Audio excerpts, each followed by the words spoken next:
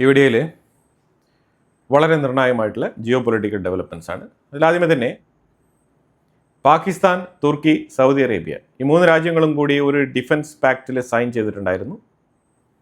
അപ്പോൾ അതിനകത്ത് ഒരു എക്സ്പ്ലനേഷൻ പാകിസ്ഥാൻ്റെ ഡിഫൻസ് മിനിസ്റ്ററായിട്ടുള്ള ഖ്വാജ ആസിഫ് പറഞ്ഞിരിക്കുന്നത്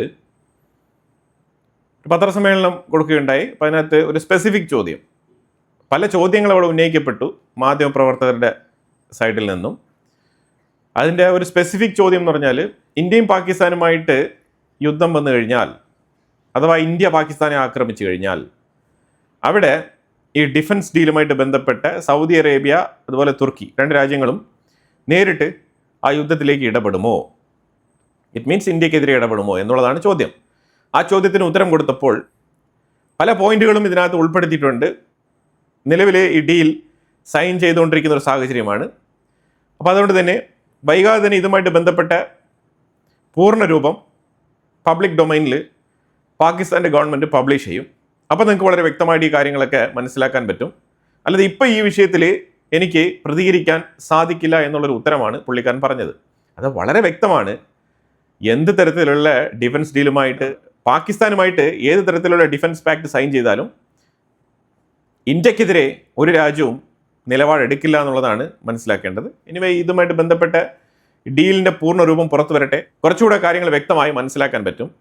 പക്ഷേ സൗദി അറേബ്യ പാകിസ്ഥാനുമായിട്ട് വെക്കുന്ന ഡിഫൻസ് പാക്റ്റുമായിട്ട് ബന്ധപ്പെട്ട വിഷയത്തിൽ ഇതിനു മുമ്പ് തന്നെ അവർ അഭിപ്രായ പ്രകടനം നടത്തിയിട്ടുണ്ട്. ഇന്ത്യയുമായിട്ട് ബന്ധപ്പെട്ട വിഷയത്തിൽ അവർ ഇടപെടില്ല എന്നാണ് ഇതിനു മുമ്പ് തന്നെ സൗദി അറേബ്യ വ്യക്തമാക്കിയിരിക്കുന്നത്. സൗദിക്ക് വളരെ സീരിയസ് ആയിട്ടുള്ള ഡിഫൻസ് പാക്റ്റാണ്, അങ്ങനെ തന്നെയാണ് അവരതിനെ കാണുന്നത്. ശരിക്കും അമേരിക്കക്കെതിരെ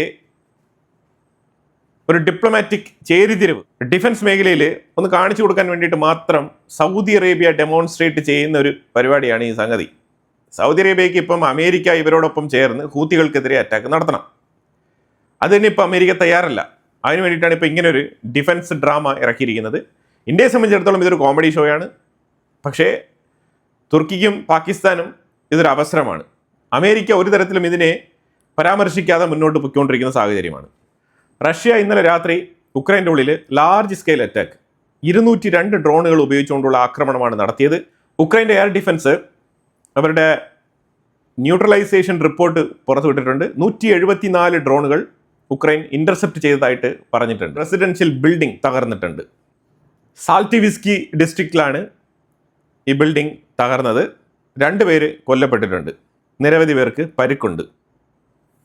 അതുപോലെ അക്രോസ് ഒഡേഷ്യ ഡിസ്ട്രിക്റ്റിൽ നിരവധി വാഹനങ്ങൾ, അതുപോലെ ഒരുപാട് റെസിഡൻഷ്യൽ ബിൽഡിങ്ങുകളെല്ലാം തന്നെ തകർത്ത് കളഞ്ഞിട്ടുണ്ട് റഷ്യ. അതുപോലെ സൈത്തോമിർ റീജിയനിലും മാരകമായിട്ടുള്ള ആക്രമണങ്ങളാണ് റഷ്യ നടത്തിയിരിക്കുന്നത്. ഉക്രൈൻ്റെ ഉള്ളിൽ സിവിലിയൻ ഇൻഫ്രാസ്ട്രക്ചേഴ്സും അതേപോലെ ഇൻഡസ്ട്രിയൽ മേഖലകളും കേന്ദ്രീകരിച്ചുള്ള അറ്റാക്കാണ് റഷ്യ നടത്തിയിരിക്കുന്നത് സൈത്തോമിർ റീജിയനിൽ. അതുപോലെ സൗദി അറേബ്യയ്ക്കുള്ളിൽ ഞാൻ ഈ മാപ്പിൽ കാണിക്കുന്ന സ്ഥലത്ത് ജസാൻ റിഫൈനറി എന്ന് പറഞ്ഞ റിഫൈനറിയിൽ ഹൂത്തികൾ ഒരു ആക്രമണം നടത്തിയിട്ടുണ്ടായിരുന്നു.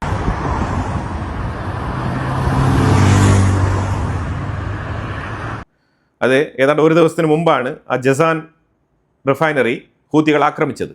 അതിനെതിരെ ഒന്നും ചെയ്യാൻ പറ്റാത്ത സൗദി അറേബ്യ ശരിക്കും സൗദി ബാക്ക്ഡ് യമനി ടീമുകളെ അവിടെ അണിനിരത്തിയിട്ടുണ്ട്. അവർ വലിയ രീതിയിലുള്ള പ്രഖ്യാപനമാണ് നടത്തിയത്. അതായത് അവർ പറഞ്ഞിരിക്കുന്നത് ശരിക്കും ഞങ്ങൾ റെഡിയാണ്, ഹൂത്തികൾക്കെതിരെ ഞങ്ങൾ പടപൊരുതാൻ റെഡി മൊമെൻറ്റിൽ നിൽക്കുകയാണ് എന്നുള്ള പ്രഖ്യാപനങ്ങളൊക്കെ നടത്തിയിട്ടുണ്ടായിരുന്നു. പക്ഷേ എഫക്റ്റീവായിട്ട് ഒന്നും തന്നെ ചെയ്യാൻ കഴിഞ്ഞിട്ടില്ല. കാരണം ഇത് പ്രഖ്യാപനമായിട്ട് ഇങ്ങനെ നിലനിൽക്കുകയാണ്. പക്ഷെ അതേസമയം ഹൂത്തികൾ വീണ്ടും ഈ സൗദി ബാക്ക്ഡ് യമനി ടീമുകൾക്ക് അൽ മക്ക എന്ന് പറഞ്ഞ ആ ഒരു ഏരിയയിൽ ആക്രമണം നടത്തിയിട്ടുണ്ട്. അതുപോലെ ഹൂത്തികൾക്കും സൗദി ബാക്ക്ഡ് യമനികൾക്കും 2 ഏരിയയിൽ വെച്ചിട്ട് കൺഫ്രണ്ടേഷൻ നടന്നിട്ടുണ്ട്. ഹദ്രാമത്ത് എന്ന് പറഞ്ഞ ആ ഒരു പ്രൊവിൻസിൽ നടന്ന ആക്രമണത്തിൽ 13 സൗദി ബാക്ക്ഡ് യമനികൾ കൊല്ലപ്പെട്ടിട്ടുണ്ട്. 37 പേർക്ക് ഗുരുതരമായി പരിക്കേറ്റിട്ടുണ്ട്.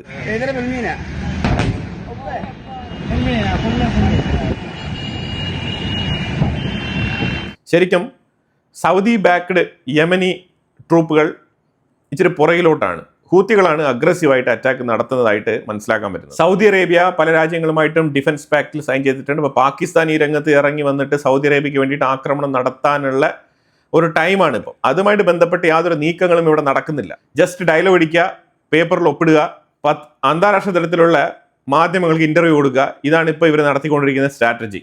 പക്ഷെ അത് അട്ടർ ഫ്ലോപ്പാണ്, ഫെയിലിയറാണ്.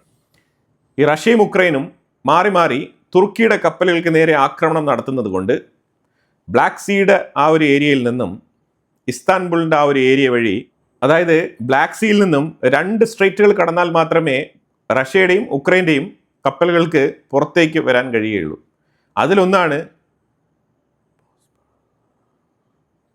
അതിലൊന്നാണ് ബോസ്പറസ് സ്ട്രൈറ്റ്. ബോസ്പറസ് എന്ന് പറയുന്നത് ശരിക്കും ബ്ലാക്ക് സീയിൽ നിന്നും ഇസ്താൻബുൾ ആ ഒരു കറക്റ്റ് ആയിട്ടുള്ള ആ ഒരു പൊസിഷനിൽ തന്നെ ബ്ലാക്ക് സീയിൽ നിന്നും കപ്പലുകൾ കടന്നു വരുമ്പോഴത്തേക്കും ആദ്യം ഫേസ് ചെയ്യുന്ന സ്ട്രൈറ്റ് ആണ് ബോസ്പറസ് സ്ട്രൈറ്റ് എന്ന് പറയുന്നത്. അത് കഴിഞ്ഞിട്ട് തുർക്കിയുടെ മേഖലയിൽ കൂടി തന്നെ കപ്പൽ കടന്നു വരുമ്പോഴത്തേക്കും ദർദൻലെസ് സ്ട്രൈറ്റ് എന്ന് പറഞ്ഞിട്ട് സ്ട്രൈറ്റ് ഉണ്ട്. ഈ 2 സ്ട്രൈറ്റുകളും കടന്നാൽ മാത്രമേ ശരിക്കും ബ്ലാക്ക് സീയിൽ നിന്നുള്ള ട്രേഡ് ഉക്രൈനും റഷ്യയ്ക്കും നടത്താൻ പറ്റൂ. അപ്പോൾ ഈ 2 ചെക്ക് പോയിന്റിലും ഇപ്പം തുർക്കി അവരുടെ ഒരു ആധിപത്യം കാണിക്കുകയാണ്. അവിടെ കുറച്ച് സ്ട്രിക്റ്റ് ആക്കിയിരിക്കുകയാണ്. അത്ര എളുപ്പത്തിൽ ഉക്രൈനിലായിക്കോട്ടെ അതേപോലെ റഷ്യക്കായിക്കോട്ടെ കപ്പലുകൾ ഇതിലൂടെ അത്ര എളുപ്പത്തിൽ കടന്നു പോവേണ്ടതില്ല എന്നുള്ള തീരുമാനമാണ് തുർക്കി എടുത്തിരിക്കുന്നത്. ഇത് ശരിക്കും റഷ്യയ്ക്കും ഉക്രൈനും ദോഷം ചെയ്യും. അപ്പോൾ അതുകൊണ്ട് തുർക്കിയുടെ കപ്പലുകൾക്കെതിരെ ആക്രമണം നടത്തരുത് എന്നുള്ളൊരു മെസ്സേജാണ് തുർക്കി ഇതിലൂടെ 2 രാജ്യങ്ങളുടെയും കപ്പലുകൾക്ക് കൊടുത്തിരിക്കുന്ന ഒരു മുന്നറിയിപ്പ്. അത് ഇനിയെങ്കിലും തുർക്കിയുടെ കപ്പലുകളെ നിങ്ങൾ ആക്രമിക്കരുത് എന്നുള്ളൊരു മെസ്സേജാണ് തയ്യബ് എർദോഗൻ ഇതിലൂടെ നൽകാൻ ശ്രമിക്കുന്നത്. പക്ഷെ അതിനിപ്പം വരും ദിവസങ്ങളിൽ കണ്ടറിയാം. ട്രംപിന്റെ മേളിലൊരു അലിഗേഷൻ വരുന്നുണ്ട്. അതായത് ട്രംപ് ശരിക്കും യഥാർത്ഥത്തിൽ ഇറാനുമായിട്ടുള്ള യുദ്ധം എന്തിനാണ് തുടങ്ങിയത് എന്നുള്ള പോയിന്റിൽ നിന്ന് വ്യതിചലിച്ചുകൊണ്ട് ശരിക്കും സ്ട്രേറ്റ് ഓഫ് ഹോർമോസിലേക്ക് കൊണ്ട് നിർത്തിയിരിക്കുകയാണ് യുദ്ധത്തിനെ. ഇപ്പോൾ ഇറാൻ സ്ട്രേറ്റ് ഓഫ് ഹോർമോസിൽ ഒരു ഫ്രീ നേവിഗേഷന് വേണ്ടിയിട്ടുള്ള പെർമിഷൻ കൊടുത്തു കഴിഞ്ഞാൽ ട്രംപ് യുദ്ധം വിജയിച്ചതായിട്ട് പ്രഖ്യാപിച്ച് ഇത് അവസാനിപ്പിക്കും. അതായത് യുദ്ധം അമേരിക്ക വിജയിച്ചു, സ്ട്രേറ്റ് ഓഫ് ഹോർമോസ് വളരെ ഫ്രീ ആയിട്ട് ഓപ്പൺ ചെയ്തു, ഫ്രീ നേവിഗേഷനായി. ഇറാൻ ചരക്ക് ഗതാഗതം യാതൊരു ചാർജും ഈടാക്കാതെ വളരെ ഫ്രീ ആയിട്ട് മൂവ് ചെയ്യാൻ സമ്മതിച്ചു കഴിഞ്ഞു എന്നുള്ളൊരു പ്രഖ്യാപനം നടത്തിക്കൊണ്ട് അതൊരു വിജയമായിട്ട് കരുതിക്കൊണ്ട് യുദ്ധം അവസാനിപ്പിക്കാൻ സാധ്യതയുണ്ട് എന്നുള്ള തരത്തിലുള്ള അനാലിസിസ് റിപ്പോർട്ടുകൾ പുറത്തു വരുന്നുണ്ട്. അപ്പോൾ അതുകൊണ്ട് ഡീപ്പ് അനാലിസിസ് റിപ്പോർട്ട് എന്താണ് പറയുന്നത് പറഞ്ഞാൽ ഇനി ഒരു 21 ദിവസത്തേക്ക് ഇറാന് മേളിൽ അമേരിക്ക ആക്രമണം നടത്താൻ സാധ്യതയില്ല എന്നുള്ള തരത്തിലുള്ള വാർത്തകൾ വരുന്നുണ്ട്. അതൊരു മിസ്ലീഡിങ് വാർ ടാക്ടിക്സ് ആവാം, പക്ഷെ എന്നാലും ഇങ്ങനെയാണ് വാർത്തകൾ വരുന്നത്. അതിന് സോളിഡായിട്ട് കുറച്ച് എവിഡൻസും കൂടി ഈ അനാലിസിസ് റിപ്പോർട്ട് പറയുന്നുണ്ട്. അതായത് 472 ഇൻ്റർസെപ്റ്റേഴ്സിൽ നിന്നും താഡ് ഇൻ്റർസെപ്റ്റേഴ്സ് 272 അതിൻ്റെ സ്റ്റോക്ക് പൈൽസിൽ കുറവ് നേരിടുന്നുണ്ട്. മീൻസ് 272 ഇൻ്റർസെപ്റ്റേഴ്സേ അവരുടെ അടുത്ത് ഉള്ളൂ എന്നുള്ള തരത്തിലൊക്കെയാണ് വാർത്തകൾ വരുന്നത്. അതേപോലെ പാട്രിയോട്ട് എയർ ഡിഫൻസ് സിസ്റ്റത്തിൻ്റെ ഇൻ്റർസെപ്റ്റേഴ്സിലും ഇതേ ഷോർട്ടേജ് ഉണ്ടെന്നാണ് വാർത്തകൾ വരുന്നത്. അതുമാത്രമല്ല പെൻറ്റഗൺ ഇതിൻ്റെ പ്രൊഡക്ഷൻ ഡബിൾ ചെയ്യാൻ വേണ്ടിയിട്ട്, അതായത് വളരെ എഫക്റ്റീവായിട്ട് എവിടെയൊക്കെ ഇതിൻ്റെ മാനുഫാക്ചറിങ് ഉണ്ടോ അതെല്ലാം തന്നെ ദുരിതപ്പെടുത്തിക്കൊണ്ട് വളരെ എഫക്റ്റീവായിട്ട് ഇതിൻ്റെ പ്രൊഡക്ഷൻ മൾട്ടിപ്പിൾ ചെയ്യാൻ വേണ്ടിയിട്ട് ഇതിൻ്റെ പ്രൊഡക്ഷൻ വർദ്ധിപ്പിക്കാൻ വേണ്ടിയിട്ട് തീരുമാനിച്ച് അതിവേഗം ഇതിൻ്റെ പ്രൊഡക്ഷനിൽ ഫോക്കസ് ചെയ്തുകൊണ്ട് കൂടുതൽ ഇൻ്റർസെപ്റ്റേഴ്സ് ഉൽപ്പാദിപ്പിക്കാൻ വേണ്ടിയിട്ടുള്ള ശ്രമത്തിലാണ് മുന്നോട്ട് നീങ്ങുന്നത്. അപ്പോൾ അതിൻ്റെ ഒരു കാലയളവ് അനുസരിച്ച് ഒരു 21 ഡേയ്സിലേക്ക് ഇറാന് മേലുള്ള ആക്രമണം നടത്തുന്നില്ല, എക്കണോമിക് പ്രഷർ അപ്ലൈ ചെയ്യാൻ പോവുകയാണെന്നാണ് ഇപ്പോൾ ട്രംപ് പറഞ്ഞുകൊണ്ടിരിക്കുന്നത്. അത് ശരിക്കും പറഞ്ഞാൽ ട്രംപിനും പെൻറ്റഗനും കുറച്ച് ടൈം ലൈൻ വേണം. അതിന് വേണ്ടിയിട്ടാണ് ഈ ഒരു സ്ട്രെച്ചിങ് അവർ നടത്തിക്കൊണ്ടിരിക്കുന്നത്. ഇത് അവരുടെ ഒരു വാർ ടാക്ടിക്സ് ആണ്.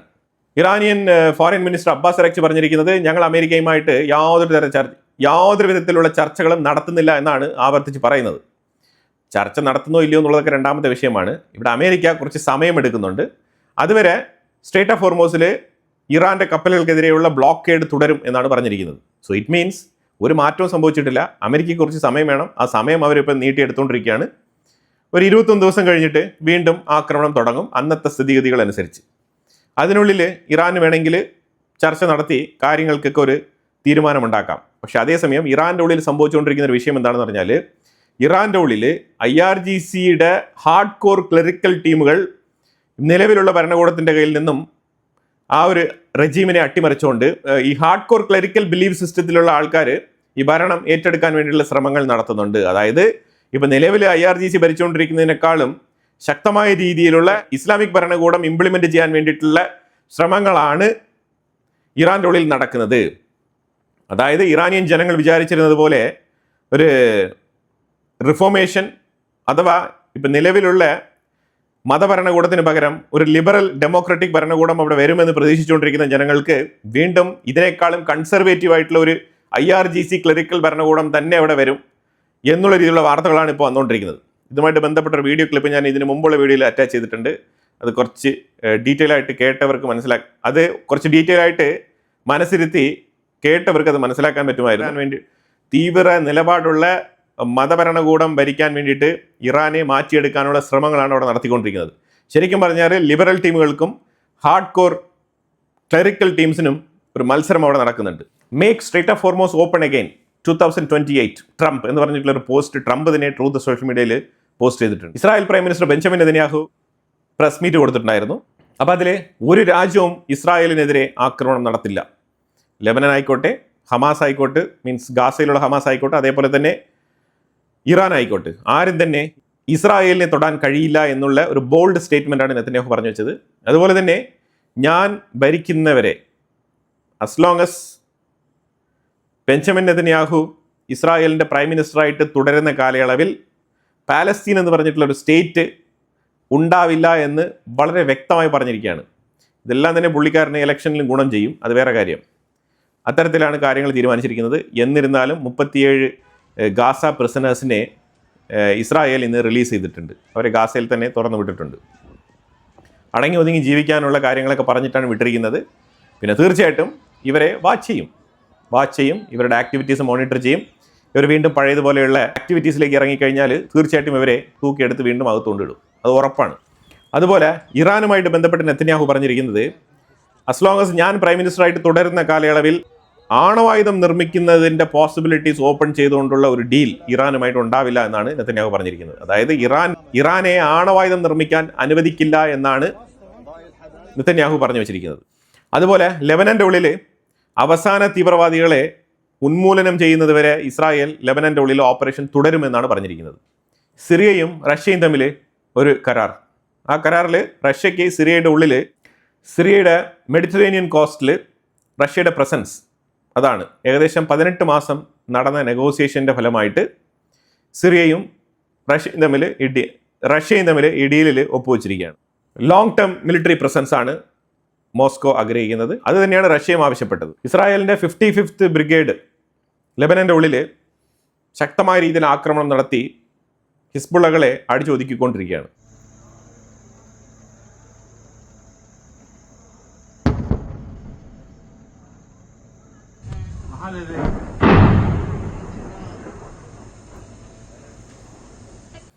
IDF ട്രൂപ്പാണെന്നുണ്ടെങ്കിൽ ഗാസയ്ക്കുള്ളിൽ ചെറിയ 3 ഏരിയകളിൽ നിന്നും ട്രൂപ്സിനെ പിൻവലിച്ചിട്ടുണ്ട്. അതിന് പ്രത്യേക കാരണമുണ്ട്. ഇതിനു മുമ്പ് അവിടെ ടണലും കാര്യങ്ങളൊക്കെ ഉണ്ടായിരുന്നു. അതെല്ലാം തന്നെ നശിപ്പിച്ചിട്ടാണ് ഇസ്രായേലിൻ്റെ IDF ഗാസയ്ക്കുള്ളിൽ, അതായത് ഡെഡിക്കേറ്റീവായിട്ട് കൊടുത്തിരിക്കുന്ന 35% അലോക്കേറ്റഡ് സ്ഥലമുണ്ടല്ലോ ഗാസൻസിന് വേണ്ടിയിട്ട്, അതിൻ്റെ ഉള്ളിൽ നിന്നാണ് പുറത്തു വന്നിരിക്കുന്നത്. ഗാസയുമായിട്ട് ബന്ധപ്പെട്ട് ട്രംപ് മുന്നോട്ട് വെച്ച 15 പോയിന്റ് അടങ്ങുന്ന എഗ്രിമെൻറ്റിനെ നെതന്യാഹു റിജക്റ്റ് ചെയ്തിരിക്കുകയാണ്. ഇത് റിജക്റ്റ് ചെയ്യുമെന്നുള്ളത് നമ്മൾ മുൻകൂട്ടി തന്നെ പറഞ്ഞിട്ടുണ്ട്. നെതന്യാഹുവിന് അന്ന് തന്നെ അതുമായിട്ട് ബന്ധപ്പെട്ട വിഷയത്തിൽ ഡിസഗ്രിമെൻ്റ് ഉണ്ടായിരുന്നു. അത് തന്നെയാണ് ഇന്ന് ഓപ്പണായിട്ട് തുറന്നു പറഞ്ഞിരിക്കുന്നത്. ട്രംപുമായിട്ട് നമുക്ക് വിയോജിപ്പൊന്നുമില്ല, പക്ഷേ ഗാസയുമായിട്ട് ബന്ധപ്പെട്ട ഈ 15 പോയിന്റ് അംഗീകരിക്കാൻ കഴിയില്ല എന്നാണ് ഇസ്രായേലിൻ്റെ നിലപാട്. നെതന്യാഹുവും ഇസ്രായേലിൻ്റെ ഡിഫൻസ് മിനിസ്റ്റർ ഇസ്രായേൽ കാട്സും രണ്ടുപേരും പറഞ്ഞിരിക്കുന്നത് ട്രംപിൻ്റെ ഗാസയ്ക്കുള്ളിലുള്ള ഈ ഇൻ്റർനാഷണൽ സ്റ്റെബിലൈസേഷൻ ഫോഴ്സിന് വേണ്ടിയിട്ടുള്ള റീകൺസ്ട്രക്ഷൻ വർക്ക് ചെയ്യാം, പക്ഷേ അത് റീകൺസ്ട്രക്ഷൻ അല്ല, ന്യൂ ബിൽഡിംഗ് പണിയാനുള്ള വിഷയത്തിൽ ഇസ്രായേലിന് ഒബ്ജക്ഷൻ ഇല്ല. അപ്പോൾ അതുകൊണ്ട് അവർ പറഞ്ഞിരിക്കുന്നത് ന്യൂ ബിൽഡിംഗ് പണിയാം, അമേരിക്കയ്ക്ക് ധാരാളം പണിയാം, പക്ഷേ അത് ഇസ്രായേൽ ഇപ്പം കൺട്രോൾ ചെയ്ത് വെച്ചിരിക്കുന്ന ആ 65% യെല്ലോ ബോർഡർ ലൈൻ ഉണ്ടല്ലോ, അതിൻ്റെ ഉള്ളിൽ ഇസ്രായേലിൻ്റെ IDFൻ്റെ നിയന്ത്രണത്തിലുള്ള ഗാസയ്ക്കുള്ളിൽ അമേരിക്കയ്ക്ക് പണിയാം. അല്ലാതെ ഗാസൻസ് താമസിച്ചുകൊണ്ടിരിക്കുന്ന ഒരു 35% സ്ഥലത്ത് ഒരു കൺസ്ട്രക്ഷനോ റീകൺസ്ട്രക്ഷനോ നടത്താൻ അനുവദിക്കില്ല എന്നാണ് ഇസ്രായേൽ പറഞ്ഞിരിക്കുന്നത്. ഇപ്പം നിലവിൽ ട്രംപ് ഉദ്ദേശിക്കുന്നത് ഇതാണ്, സ്ട്രേറ്റ് ഓഫ് ഹോർമൂസ് തുറന്നു കിട്ടിക്കഴിഞ്ഞാൽ യുദ്ധം അവസാനിപ്പിക്കാം എന്നുള്ള രീതിയിലുള്ള ഒരു അപ്രോച്ചാണ് ട്രംപ് എടുത്തുകൊണ്ടിരിക്കുന്നത്. അപ്പോൾ അതിന് മറുപടിയായിട്ട് ഇറാൻ പറഞ്ഞിരിക്കുന്നത് സ്ട്രേറ്റ് ഓഫ് ഹോർമൂസ് ഞങ്ങൾ തുറക്കാം, പക്ഷേ അതിന് ട്രംപിൻ്റെ പൊസിഷനിൽ ചില കറക്ഷൻസ് വരുത്തേണ്ടതുണ്ട്. അത് ഓക്കെ ആണെന്നുണ്ടെങ്കിൽ ഞങ്ങൾ സ്ട്രേറ്റ് ഓഫ് ഹോർമൂസ് തുറക്കാം എന്നുള്ളൊരു നിലപാട് ഇറാൻ എടുത്തതായിട്ടാണ് വാർത്തകൾ വന്നുകൊണ്ടിരിക്കുന്നത്. കറക്റ്റ് ഇറ്റ്സ് ബിഹേവിയർ എന്നാണ് അവർ മെൻഷൻ ചെയ്തിരിക്കുന്നത്. അതായത് നിങ്ങളുടെ പെരുമാറ്റം, നിങ്ങളുടെ ബിഹേവിയർ ഒന്ന് കറക്റ്റ് ചെയ്ത് കഴിഞ്ഞാൽ ഞങ്ങൾ സ്ട്രേറ്റ് ഓഫ് ഹോർമൂസ് തുറക്കാമെന്നാണ് ഇറാൻ പറഞ്ഞിരിക്കുന്നത്. ഇപ്പോൾ പക്ഷേ IRGC ഇതുമായിട്ട് ബന്ധപ്പെട്ട് ഒന്നും തന്നെ പറഞ്ഞിട്ടില്ല. ഇപ്പം തന്നെ മുജ്തബ ഖൊമേനി ജീവിച്ചിരിക്കുന്നില്ല എന്നുള്ള തരത്തിലുള്ള വാർത്തകളൊക്കെ വന്നതിനെ തുടർന്ന് ഇറാൻ പറഞ്ഞിരിക്കുന്നത് ഇറാനിയൻ പ്രസിഡന്റ് മസൂദ് പെസസ്ക്യാൻ വളരെ കോൺഫിഡൻഷ്യലായിട്ട് മുജ്തബ ഖൊമേനിയെ കണ്ട് സംസാരിച്ചതായിട്ടുള്ള വാർത്തകളൊക്കെ ഇപ്പോൾ അവർ അടിച്ചിറക്കുന്നുണ്ട്. ഇനി ഇതിൻ്റെ സത്യാവസ്ഥയും കാര്യങ്ങളൊക്കെ ഇനി പുറത്ത് വരേണ്ടതുണ്ട്. എന്നാൽ മാത്രമേ നമുക്കത് ഉറപ്പിക്കാൻ കഴിയുള്ളൂ.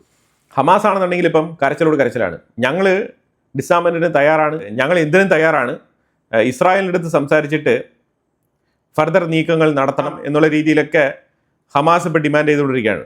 ഡിമാൻഡല്ല, റിക്വസ്റ്റ് ചെയ്തുകൊണ്ടിരിക്കുകയാണ്. ഒരു രീതിക്ക് പറഞ്ഞു കഴിഞ്ഞാൽ കാല് പിടിച്ചുകൊണ്ടിരിക്കുകയാണ്. അപ്പോൾ എന്തായാലും വളരെ നിർണായകമായിട്ടുള്ള മിഡിൽ ഈസ്റ്റ് ജിയോ പൊളിറ്റിക്സ് ആണ് നമ്മൾ ഇതിനകത്ത് പങ്കുവച്ചത്. ഇതിനെക്കുറിച്ചുള്ള അഭിപ്രായങ്ങൾ കമൻറ്റ് ബോക്സിൽ രേഖപ്പെടുത്തുക. കൂടുതൽ വാർത്തകളുമായിട്ട് അടുത്ത വീഡിയോയിൽ വരാം. Thank you so much.